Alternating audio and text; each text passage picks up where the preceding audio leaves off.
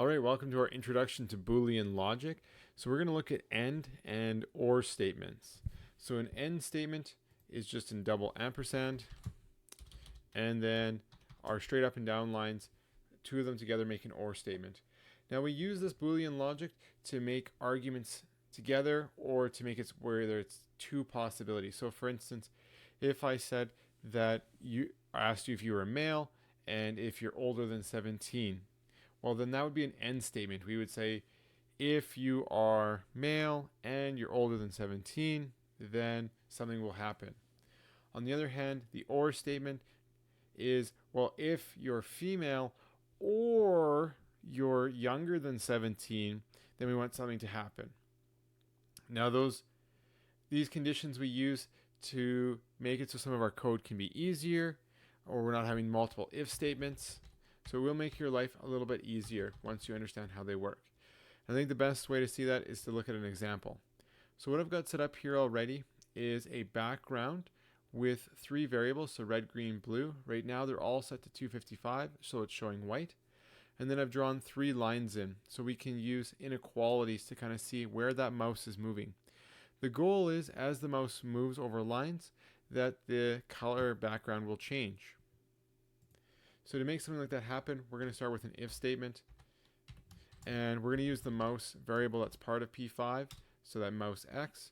And we'll say if it's greater than, so this first line is drawn at 100. So if it's greater than 100, we want something to happen. And what we'll do is we'll make those variables change. So we'll say it becomes 30, and the blue becomes 70.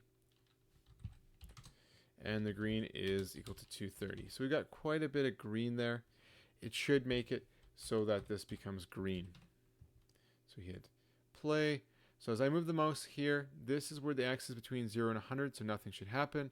And as soon as I cross that line, you can see that it's turning to green. Now the problem is if I go back here, it's not changing back. A couple different ways we can play with that. We're going to do it with Boolean logic right now, and we'll just say if mouse x is less than 100, what do we want to happen? Well, we want it to go back to these originals that we had. So that's going to be red at 255, green at 255, blue at 255. So let's just make sure that works before we move on. So you can see it's white, and then as it crosses, it goes to green. So perfect. Now so far we haven't had to use Boolean logic because we're only really comparing two things. But as we get more complex, we're going to require some more logic without having to use else and else if statements.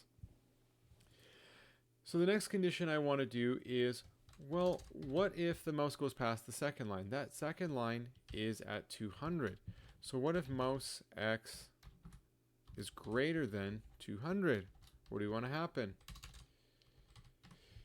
Okay, well, again, we're going to change the variable. So this time I'll put this as red at 50, green at 70, and blue at 230. Okay, let's see what happens this time. So far so good. Between 0 and 100, it should be white. Then it should go to green, which is good. And we got a problem here. So it's actually not switching to the blue. And that's because it's fighting between the green and the blue. And this blue is actually happening first.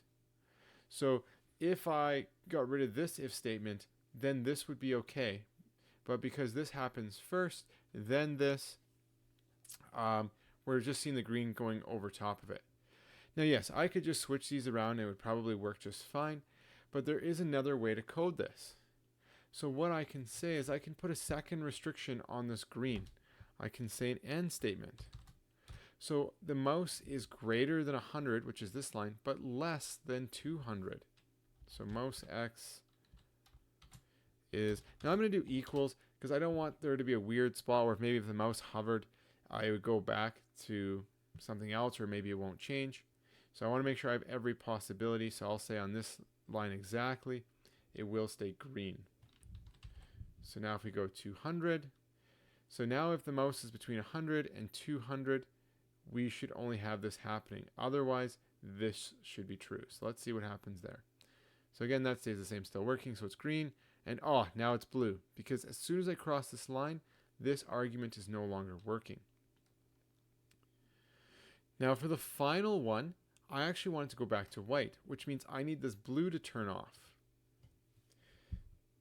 So then I'm going to go to my restrictions for my blue, or my if statement, and say, okay, well, if the mouse x variable is less than or equal to, meaning it's on this line here, this third line or less, and that third line I put at 300, then I want it to do these things.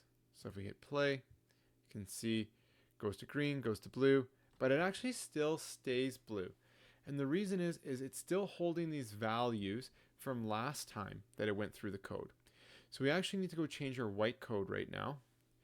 And rather than just put like, oh, if x is greater than 300, I want it to be white, I'm going to use Boolean logic. So you can see the code's going to look a little bit shorter.